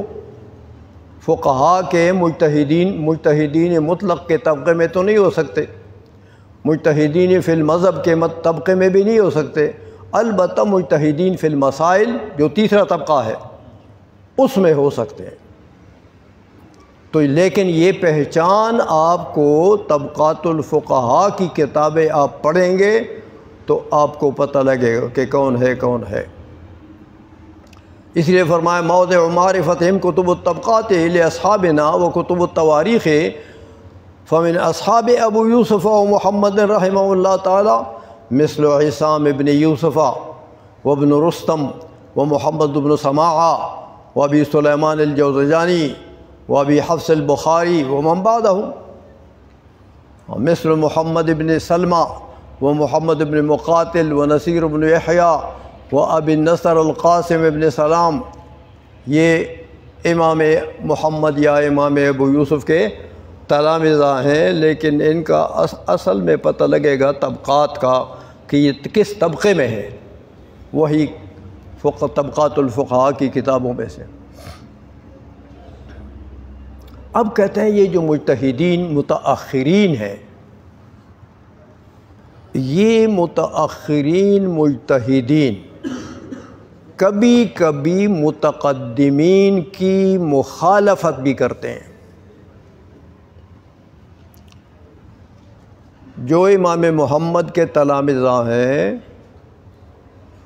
یا امام ابو یوسف رحمہ اللہ تعالیٰ کے تلامذہ ہیں یا ان کے تلامذہ ہیں، وہ کبھی کبھی امام محمد کی مخالفت بھی کرتے ہیں مسائل میں، امام ابو یوسف کی مخالفت بھی کرتے ہیں مسائل میں، لیکن اس کی وجہ آپ کو بتاتے ہیں۔ اس لیے فرمایا کہ وَقَدْ يَتَّفِقُ لَهُمْ أَن يُخَالِفُوا أَصْحَابَ الْمَذْهَبِ لِدَلَائِلَ وَأَسْبَابٍ ظَهَرَتْ لَهُمْ۔ مخالفت جو کرتے ہیں وہ متقدمین مجتہدین کے، تو کہتے ہیں وہ ایسا نہیں کرتے لِدَلَائِلَ، کہ وہ جس مسئلے میں مخالفت کر رہے ہیں اس مخالفت کی بنیاد دلائل پر ہوتی ہے، وَأَسْبَابٍ ظَهَرَتْ لَهُمْ، اور بعض ایسے اسباب پر مخالفت کی بنیاد ہوتی ہے جو ان کے زمانے میں ان کا پتہ لگا۔ امام محمد کے زمانے میں وہ چیز نہیں تھی، امام ابو یوسف کے زمانے میں نہیں تھی، تو جو زمانے میں جو چیز تھی تو امام ابو یوسف نے تو اس کا قول کر لیا، لیکن جو چیز نہیں تھی اس میں کوئی قول نہیں ہے ان کا، یا اگر قول ہے تو دوسرے زمانے کے مطابق نہیں ہے۔ جو پچھلے متاخرین مجتہدین آئے ان کے زمانے میں جو حالات ہیں، اگر امام ابو یوسف سے کوئی قول ہے تو وہ ان کے زمانے کے مطابق نہیں ہے، اس لیے انہوں نے مخالفت کی ہے دلائل کی وجہ سے یا ایسے اسباب کی وجہ سے جو ان کے زمانے میں پائے گئے اور وہ ان کو معلوم ہوئے۔ متقدمین مجتہدین کے زمانے میں وہ چیزیں نہیں تھیں، اس لیے فرمایا لِلدَّلَائِلَ وَأَسْبَابٍ ظَهَرَتْ لَهُمْ وَأَوَّلُ كِتَابٍ جُمِعَ فِي فَتْوَاهُمْ فِيمَا بَلَغَنَا کتاب النوازل للفقی ابی اللیث السمرقندی۔ سب سے پہلی کتاب جو ظاہر ہوئی ہے، لکھی گئی ہے اس قسم کے مسائل میں، وہ کتاب النوازل ہے۔ اتنی ساری کتاب ہے ہمارے پاس موجود ہے، ابو اللیث سمرقندی رحمہ اللہ تعالیٰ نے لکھی ہے، تو کہنے سب سے پہلی کتاب جو متأخرین مجتہدین نے لکھی ہے اور ایسے مسائل پر جو ان کے زمانے میں ظاہر ہوئے، ان کے احکام بتائے ہیں، وہ ہے کتاب النوازل۔ سب سے پہلی یہ کتاب لکھی گئی ہے۔ ثم جمع المشائخ بعده کتبا اخرى کمجموع النوازل، یہ مجموع النوازل اس کے بعد لکھی گئی، للناطقی والواقعات لصدر الشہید۔ ثم ذکر المتأخرون هذه المسائل مختلطة غیر متمیزة، پھر متأخرین فقہا نے یہ جو مسائل کے اقسام آپ کو 3 بتائے ہیں، طبقات، ظاہر الروایہ، نوادر، اور یہ آخری جو تیسری قسم ہے یہ فتاوی اور واقعات، کہتے متأخرین فقہا نے پھر اپنی کتابوں میں ان مسائل کا ذکر کیا، تینوں قسم کے، لیکن مختلط کر کے، خلط ملط کر کے، تینوں قسموں کو مخلوط کر کے، ظاہر الروایہ کے مسائل کا بھی ذکر کیا انہوں نے، نوادر مسائل کا بھی ذکر کیا انہوں نے، واقعات کا بھی ذکر کیا انہوں نے، لیکن خلط ملط کر کے۔ ایک مسئلہ ظاہر روایت کا ہے کسی کتاب میں، تو دوسرا مسئلہ نوادر کا ہے، تیسرا مسئلہ نوادر کا ہے۔ تو فرماتے ہیں کہ اسی طرح یہ ثم ذکر المتاخرون هذه المسائل مختلطة غیر متمیزة کما فی فتاوی قاضی خان، جیسے قاضی خان نے جو فتاوی لکھا ہے اس میں ایسا ہی ہے، اس میں مختلط ظاہر روایت کے مسائل بھی ہیں اور نوادر بھی ہیں، واقعات بھی ہیں۔ یا والخلاصہ، خلاصۃ الفتاوی، تو یہ بھی ایسا فتاوی ہے، وغیرہما۔ یہ تو ان میں تو اختلاط کے طریقے سے یہ تینوں قسمیں موجود ہیں، لیکن ومیز بعضهم کما فی کتاب المحیط لرضی الدین السرخسی فإنه ذکر اولا مسائل الاصول ثم النوادر ثم الفتاوی۔ البتہ کہتے ہیں بعض متاخرین نے بھی یہ خیال رکھا ہے کہ انہوں نے اپنی کتابوں میں تینوں قسم کے مسائل لکھے ہیں، لیکن ہر قسم کو دوسرے سے ممتاز کر دیا۔ جیسے کہتے ہیں محیط ایک کتاب ہے علامہ سرخسی کی، سرخسی کے نام سے بہت سے علماء ہیں، رضی الدین سرخسی، انہوں نے کتاب لکھی ہے، فتاوی لکھا ہے محیط، انہوں نے یہ کام کیا ہے۔ فَإِنَّهُ ذَكَرَ أَوَّلَ الْمَسَائِلَ الْأُصُولِ، پہلے انہوں نے ظاہر الروایت کے جو مسائل ہیں ان کو نقل کیا اپنی کتاب میں، ثم النوادر، اس کے بعد جو مسائل نوادر ہیں ان کو لکھا، ثم الفتاوی، اس کے بعد جو فتاوی اور واقعات کے مسائل ہیں، تو تینوں طبقات کو انہوں نے جمع کیا، لیکن ہر ایک کو دوسرے سے ممتاز کیا انہوں نے۔ اسی لیے علامہ شامی کہتے ہیں کہ وہ نعم ما فعل، رضی الدین رحمہ اللہ تعالیٰ نے محیط میں جو اس طریقے سے ہر ایک کو ممتاز کر کے دوسرے سے، یہ نعم ما فعل، بہت ہی اچھا کام کیا انہوں نے کہ ہر قسم ممتاز ہے دوسرے سے۔ اچھا، اب ظاہر الروایہ کی کتابیں بھی آپ نے پہچان لی، نوادر بھی، اور واقعات اور فتاوی جات بھی۔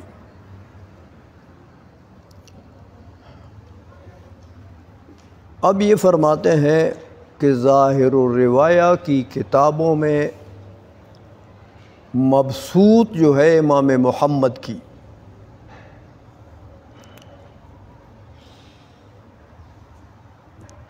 یہ مبسوط کے کئی نسخے لکھے گئے ہیں، اور مبسوط کے بہت سے علماء نے شرحیں بھی لکھی ہیں۔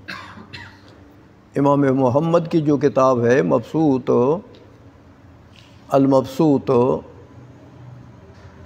اس کے نسخے بھی متعدد ہیں، اور اس کے شروح بھی بہت سارے لکھے گئے۔ اس لیے فرماتے ہیں کہ وَعْلَمْ أَنَّ نُسُخَ الْمَبْسُوطِ الْمَرْوِيِّ عَنْ مُحَمَّدٍ مُتَعَدَّدَةٌ، امام محمد سے جو مبسوط مروی ہے اس کے نسخے متعدد ہیں۔ وَأَظْهَرُهَا مبسوط ابی سلیمان الجوزجانی، سب سے راجح جو نسخہ ہے وہ مبسوط کا وہ نسخہ ہے جو ابی سلیمان جوزجانی نے لکھا ہے۔ قابل اعتماد نسخہ جو ہے مبسوط کا وہ یہ ہے۔ وشرح المبسوط جماعت من المتاخرین، اور یہ مبسوط جو امام محمد کی کتاب ہے رحمہ اللہ تعالی، کئی متاخرین علماء نے ان کی شرح لکھی ہیں۔ جماعت من المتاخرین مثل شیخ الاسلام بکر المعروف بخواہر زادہ، شیخ الاسلام کا لقب ہے ان کا، تو یہ بکر نام ہے اور ویسے خواہر زادہ کے لقب سے مشہور ہیں۔ وَيُسَمَّى الْمَبْسُوطُ الْكَبِيرُ، اس نسخے کا خاص نام ہے المبسوط الکبیر۔ دوسرا شمس الائمہ حلوانی نے بھی لکھا وغیرہما، ومبسوطاتہم شروح فی الحقیقت ذکروہا مختلطۃ بالمبسوط بمبسوط محمد کما فعل شراح الجامع الصغیر۔ یہ ان کی جو کتابیں ہیں کیسے اصل میں یہ تو یہ مبسوطات جو ہیں یہ مبسوط امام محمد کے شروح ہیں، تو مبسوط کے نام سے مشہور ہو گئے، ہے وہ شرح مبسوط کا لیکن مبسوط کے نام سے مشہور ہو گئے۔ ذکروہا مختلطۃ بمبسوط محمد رحمہ اللہ تعالی، یعنی امام محمد کا جو مبسوط ہے وہ سمجھو متن ہے، اور متاخرین علماء نے بہت سارے اس کی شرح لکھے ہیں، لیکن شرح کیسے لکھا؟ شرح ایسا لکھا کہ امام محمد کی جو عبارت ہے اس میں شرح کی جو عبارت ہے اس کو شرح ممزوج کہتے ہیں، کہ جس میں یہ پتہ نہ لگے کہ بھئی یہ متن میں الگ مسئلہ ہے اور شرح اس کی تشریح ہے، بلکہ یہ ایک جیسی روان عبارت بندہ لکھے کہ متن کی عبارت بھی اس کے ضمن میں آ جائے۔ اس طریقے سے متاخرین نے مبسوط کی شرح لکھی ہیں کہ پتہ نہیں لگتا کہ بھئی امام محمد کا جو متن ہے وہ کون سی عبارت ہے اور اس شارح کی جو اپنی عبارت ہے وہ کون سی ہے۔ اس کو شرح ممزوج کہتے ہیں کہ متن کو مزج کر دیا اس کے اندر۔ یہ اسی لیے فرمایا کہ وہ مبسوطاتہم شروح فی الحقیقت ذکروہا مختلطۃ بمبسوط محمد کما فعل شراح الجامع الصغیر، امام محمد کے جامع صغیر جو کتاب ہے ان کی بھی بہت سی شرح لکھی گئی ہیں، لیکن انہوں نے بھی ایسا ہی کیا۔ امام محمد کی جو عبارت ہے شرح یہ جامع صغیر کی، اس کو اپنی عبارت میں ایسا ضم کر لیا کہ نہیں پتہ لگتا کہ متن کون ہے اور شرح کون ہے۔ تو اس لیے مبسوطات متعدد ہو گئے ہیں، تو حقیقت میں وہ شرح، لیکن چونکہ مبسوط کے عبارت ممزوجہ ہے پتہ نہیں لگتا کہ متن کی عبارت کون سی ہے شرح کی کون سی ہے، لہذا پوری کتاب کا نام مبسوط رکھ دیا، تو اصل میں تو وہ شروع ہیں۔ یہ جیسے جامع صغیر کے شراح نے کیا، مثل فخر الاسلام و قاضی خان وغیرہما، فیقال ذکرہ قاضی خان فی الجامع الصغیر۔ ہاں اب دیکھو نا، حوالہ جب دیتے ہیں تو کہتے ہیں بھائی یہ مسئلہ قاضی خان نے جامع صغیر میں ذکر کیا ہے، تو اب قاضی خان کی تو جامع صغیر کوئی کتاب ہی نہیں ہے۔ تو حقیقت یہ ہے کہ جامع صغیر کی شرح لکھی ہے قاضی خان نے، تو اس شرح میں چونکہ مسئلہ یہ ذکر کیا تو شرح تو ممزوج ہے، وہ تو مبسوط کے ساتھ مخلوط ہے، اس لیے علماء جب حوالہ دیتے ہیں تو کہتے ہیں جامع صغیر میں قاضی خان نے، تو اب قاضی خان کی جامع صغیر تو ہے ہی نہیں، قاضی خان کی تو شرح موجود ہے جامع صغیر کی، تو اصل میں اس شرح میں مسئلہ لکھا گیا ہے، تو شرح کا نام وہ شرح کا نام جامع صغیر ہو گیا۔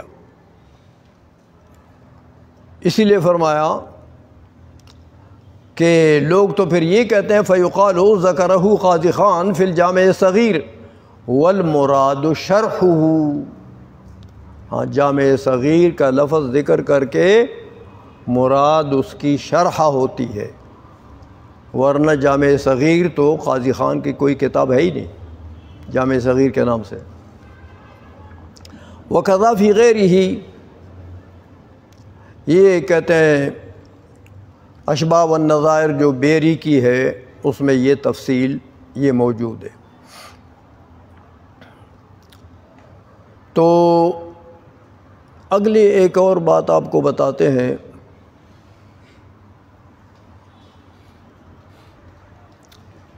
کبھی ایسا ہوتا ہے فقہاء ذکر کرتے ہیں کہ یہ مسئلہ اصول کا ہے، فقہاء کبھی یہ کہتے ہیں کہ یہ مسئلہ اصول کا ہے،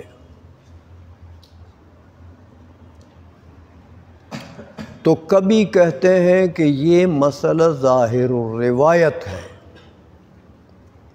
مذہب کے اندر یہ ظاہر الروایت ہے، یعنی مذہب ہے۔ اب یہ جو بات ہے تو اصول اور ظاہر الروایت فرماتے ہیں اس میں تھوڑا سا فرق ہے۔ فقہاء ذکر کرتے ہیں کہ یہ مسئلہ اصول کا ہے، ظاہر روایت نہیں کہتے، تو کہتے ہیں وجہ یہ ہے کہ اس میں تھوڑا سا فرق ہے۔ کہتے ہیں ھذا قد فرق العلامۃ ابن کمال باشا بین روایت الاصول و ظاہر الروایت، علامہ کمال باشا نے یہ فرق کیا ہے کہ ظاہر الروایہ اور اصول میں فرق ہے، حیث قال فی شرحہ علی الہدایہ فی مسئلۃ حج المرأۃ ما حاصلہ، عورت کے حج کی فریضت کے متعلق ایک مسئلہ آ گیا،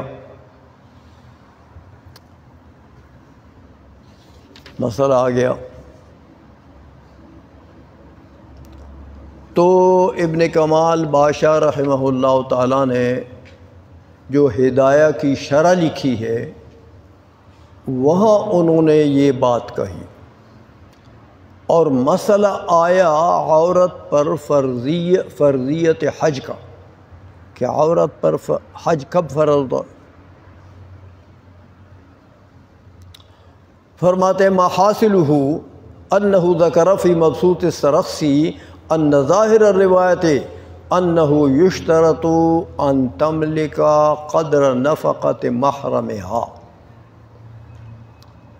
کہتے ہیں عورت کے اوپر حج اس مسئلے پر حوالہ دیا انہوں نے ابن کمال باشا نے مبسوط سرخسی کا، مبسوط سرخسی کی بات آ رہی ہے، اس کا حوالہ دیا کہ مبسوط سرخسی میں یوں موجود ہے کہ ان ظاہر الروایت، ظاہر الروایت یہ ہے کہ انہ یشترط ان تملک قدر نفقت محرمہا، مبسوط استرخسی میں یہ مسئلہ یوں موجود ہے کہ عورت کے اوپر حج اس وقت فرض ہوگا جب کہ اپنے محرم جو اس کے ساتھ جا رہا ہو اس کے نفقہ کی بھی یہ عورت مالک ہو۔ یعنی مطلب یہ ہے کہ جو محرم ساتھ جائے گا اس کے اخراجات بھی اس عورت نے کرنے ہیں۔ تو جب اس عورت کے پاس اتنا مال ہو کہ اس کا اپنا نفقہ بھی موجود ہو اور اپنے محرم کے نفقہ بھی موجود ہو تو پھر حج فرض ہو جائے گی۔ یہ مبسوط میں تو یہ حوالہ دیا۔ وَأَنَّهُ ذَكَرَ فِي الْمُحِيطِ وَالذَّخِيرَةِ أَنَّهُ رَوَى الْحَسَنُ عَنْ أَبِي حَنِيفَةَ أَنَّهَا إِذَا قَدَرَتْ عَلَى نَفَقَةِ نَفْسِهَا وَنَفَقَةِ مَحْرَمِهَا لَزِمَهَا الْحَجُّ۔ اور امام حسن ابن زیاد نے امام اعظم سے یہ روایت کی ہے کہ میاں جب یہ عورت کو قدرت ملے اپنے نفقہ اور اپنے محرم کے نفقہ کے اوپر تو لازمہ الحج، اب حج فرض ہو گیا۔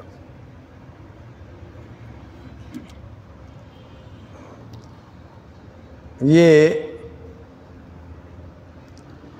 تو کہتے ہیں میاں وَاضْطَرَبَتِ الرِّوَایَاتُ عَنْ مُحَمَّدٍ، یہ تو مبسوط سرخسی میں تو یہ بات آ گئی، اور امام حسن ابن زیاد نے امام اعظم سے بھی یہی روایت کی۔ تو کہتے ہیں امام محمد رحمۃ اللہ علیہ سے جب دیکھا تو روایات میں اضطراب ہے۔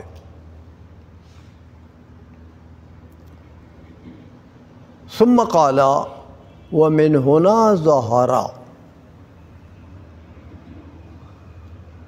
اب ابن کمال بادشاہ نے رحمہ اللہ تعالی فرماتے ہیں کہ یار یہ جو مسئلہ ہے اس سے ظاہر ہو گیا کہ ان مراد الامام السرخسی من ظاہر الروایت روایت الحسن عن ابی حنیفہ، کہ ظاہر الروایت سے امام سرخسی کی کیا مراد ہے کہ امام حسن ابن زیاد کی جو روایت ہو امام اعظم سے، یہی ظاہر الروایہ کہتے ہیں امام سرخسی، اسی کو ظاہر الروایہ کہتے ہیں۔ تو کہتے ہیں میاں واتضح الفرق بین ظاہر الروایت و روایت الاصول، اب کہتے ہیں ظاہر الروایہ اور روایت الاصول میں فرق جو ہے وہ پتہ لگ گیا۔ اذ المراد من الاصول المبسوط والجامع الصغیر والجامع الکبیر والزیادات والسیر الکبیر۔ روایت الاصول سے کیا مطلب ہے کہ مبسوط میں مسئلہ موجود ہو، امام محمد کا مبسوط جامع صغیر یا جامع کبیر یا زیادات یا سیر کبیر ان میں موجود ہو۔ فرماتے ہیں وَلَيْسَ فِيهَا روایت الحسن بل كلها روایت محمد، ان کتابوں میں تو حسن ابن زیاد کی کوئی روایت نہیں ہے میاں، یہ تو سب کے سب پانچوں کتابیں جو ذکر کی ہیں یہ تو سب کے سب امام محمد کی روایت ہیں۔ وعلم ان روایت النوادر قد تكون ظاہر الروایہ، ہاں کہتے یہ بھی پتہ لگ گیا کہ روایت نوادر جو ہے وہ بھی کبھی ظاہر روایت ہوا کرتا ہے۔ ہاں تو دیکھو نوادر کی روایت کبھی ظاہر الروایت بن جاتی ہے، اور وہ اس لیے کہ نوادر میں بھی موجود ہے وہ مسئلہ، تو نوادر میں سے تو ہے، لیکن کبھی اصول کے کتابوں میں بھی وہی مسئلہ موجود ہوتا ہے۔ تو ظاہر روایت بن گیا اس اعتبار سے۔ اسی لیے فرمایا وَلَيْسَ فِيهَا رِوَایَةُ الْحَسَنِ بَلْ كُلُّهَا رِوَایَةُ مُحَمَّدٍ وَعُلِمَ أَنَّ رِوَایَةَ النَّوَادِرِ قَدْ تَكُونُ ظَاهِرَ الرِّوَایَةِ وَالْمُرَادُ مِنْ رِوَایَةِ النَّوَادِرِ رِوَایَةُ غَیْرِ الْأُصُولِ الْمَذْکُورَةِ، نوادر سے مراد یہ ہے کہ اصول مذکورہ میں موجود نہ ہو۔ اگر وہ مسئلہ اصول میں بھی موجود ہے اور نوادر میں بھی موجود ہے تو وہ تو ظاہر روایت ہو گیا، اس کو پھر نوادر نہیں کہیں گے۔ نوادر تو وہی ہوگا جو اصولی کتابوں میں نہ ہو، تو پھر وہ نوادر ہوگا۔ فاحفظ هذا فإن شراح هذا الكتاب قد غفلوا عنه وقد صرح بعضهم بعدم الفرق بين ظاہر الروایت و روایت الاصول، بلکہ بعض لوگوں نے تو یہ کہا ہے کہ میاں کوئی فرق نہیں ہے، روایت الاصول اور روایت ظاہر روایت ایک ہے، حالانکہ یہ فرق ہے، باریک سا تھوڑا سا فرق ہے۔ یہ بتا دیا آپ کو۔ وَزَعَمَ أَنَّ رِوَایَةَ النَّوَادِرِ لَا تَكُونُ ظَاهِرُ الرِّوَایَةِ، اور بعض لوگوں نے یہ گمان کیا کہ بھئی جو روایت نوادر ہے وہ تو ظاہر الروایہ نہیں ہوتا، حالانکہ بات غلط ہے۔ کبھی ایسا بھی ہوتا ہے کہ مسئلہ نوادر میں بھی موجود ہے لیکن وہ اصول میں بھی موجود ہوتا ہے، تو پھر وہ ظاہر الروایہ بن گیا، جبکہ اصولی کتابوں میں موجود ہو گیا تو ظاہر الروایہ بن گیا۔ بے شک پڑھا رہے نوادر میں بھی، لیکن نوادر میں موجود ہونے سے یہ لازم نہیں آتا کہ یہ ظاہر الروایہ نہیں ہوگا، ہو سکتا ہے کہ ظاہر روایہ ہو، اصول کی کتابوں میں بھی موجود ہو۔ یہ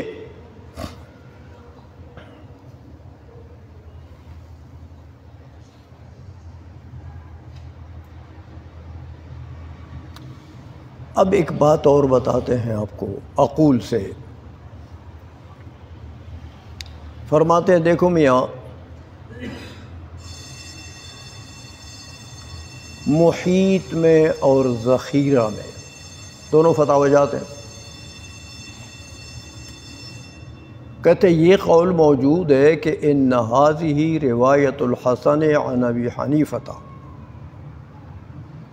جب حسن ابن زیاد کی روایت ہو امام اعظم سے تو لا یلزم منہ ان تکون مخالفتا لروایت الاصول، ضرور نہیں ہے کہ وہ ظاہر الروایہ یعنی روایت الاصول کے خلاف ہو۔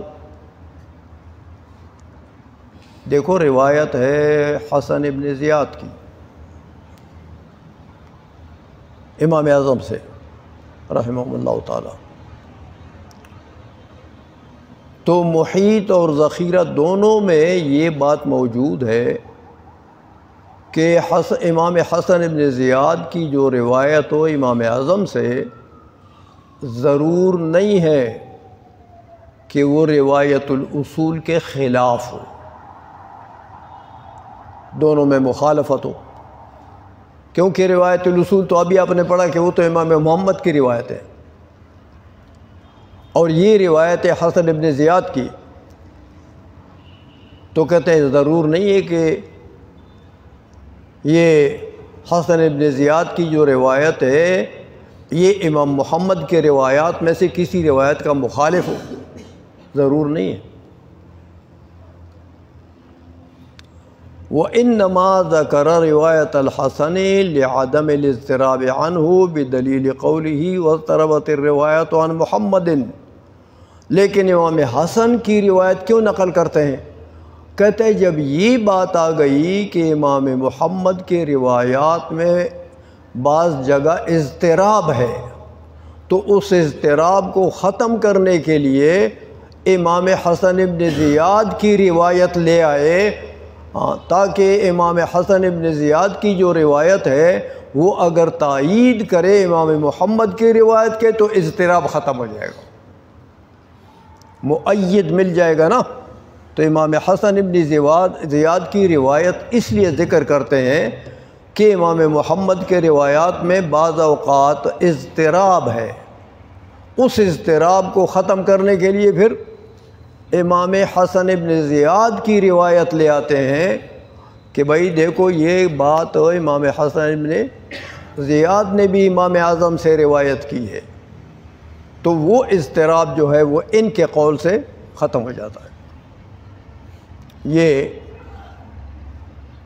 وَإِنَّمَا ذَكَرَ رِوَایَةَ الْحَسَنِ لِعَدَمِ الْاضْطِرَابِ عَنْهُ بِدَلِيلِ قَوْلِهِ وَاضْطَرَبَتِ الرِّوَایَةُ عَنْ مُحَمَّدٍ وَحِينَئِذٍ فَقَوْلُ السَّرَخْسِي أَنَّهَا ظَاهِرُ الرِّوَایَةِ عَنْهُ مَعْنَاهُ أَنَّ مُحَمَّدًا ذَكَرَهَا فِي كُتُبِ الْأُصُولِ۔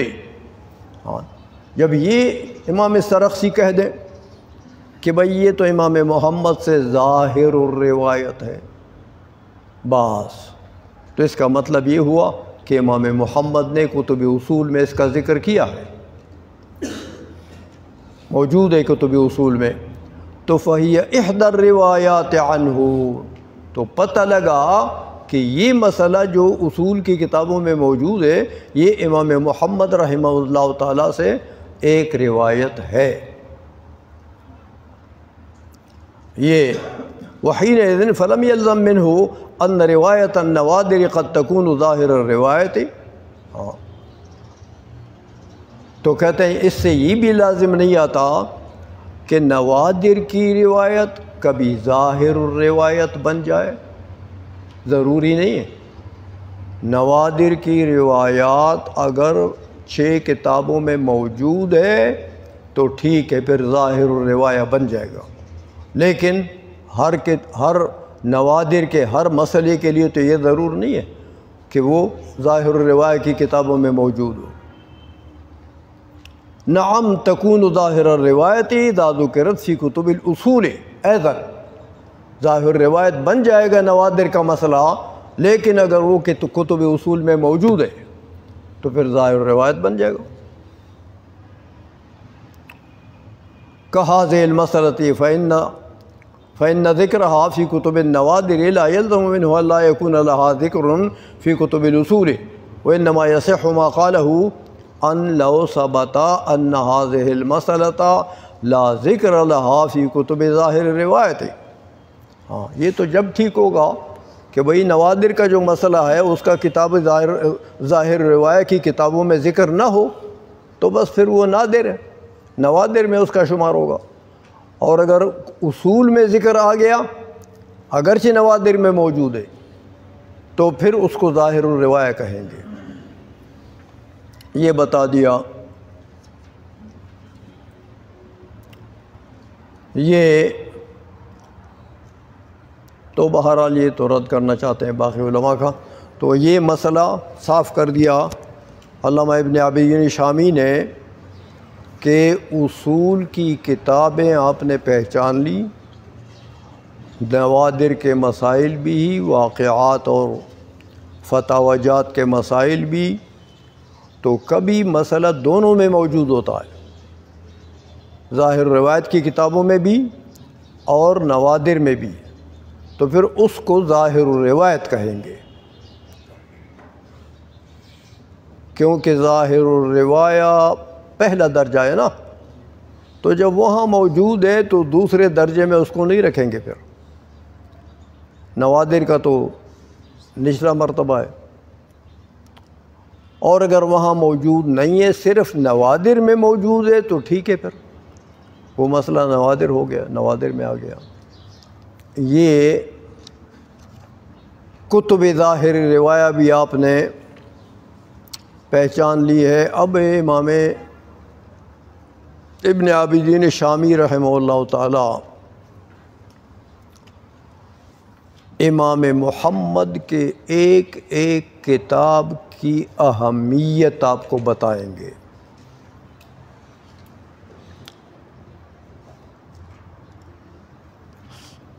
کہ سیر، پھر سیر کبیر، سیر صغیر، جامع صغیر، جامع کبیر، اور مبسوط اور زیادات، یہ جو 6 کتابیں ہیں یہ مذہب کو نقل کرتے ہیں، مذہب حنفی اقوال فی المذہب نہیں نقل کرتے۔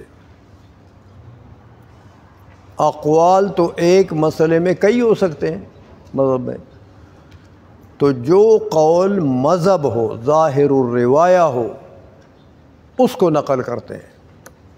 ان میں ہر ایک کتاب کی پھر اہمیت اور تفصیل آپ کو بتائیں گے انشاءاللہ اگلے درس میں، اللہ کو منظور ہوا تو یہ ہو جائے گا۔ وصلی اللہ تعالی علی حبیبہ سیدنا محمد وآلہ واصحابہ اجمعین۔ الحمد للہ رب العالمین والعاقبۃ للمتقین، والصلاة والسلام علی سید الانبیاء والمرسلین وعلی آلہ واصحابہ اجمعین۔ اللہم ربنا اغفر لنا ولوالدینا ولمشائخنا ولاساتذتنا ولمن له حق علینا ولإخواننا ولأخواتنا ولعشيرتنا ولأقاربنا ولأحبابنا ولجميع المؤمنين والمؤمنات والمسلمين والمسلمات الأحياء منهم والأموات برحمتك يا أرحم الراحمين، وصلى الله تعالى على حبيبه سيدنا محمد وآله وصحبه برحمتك يا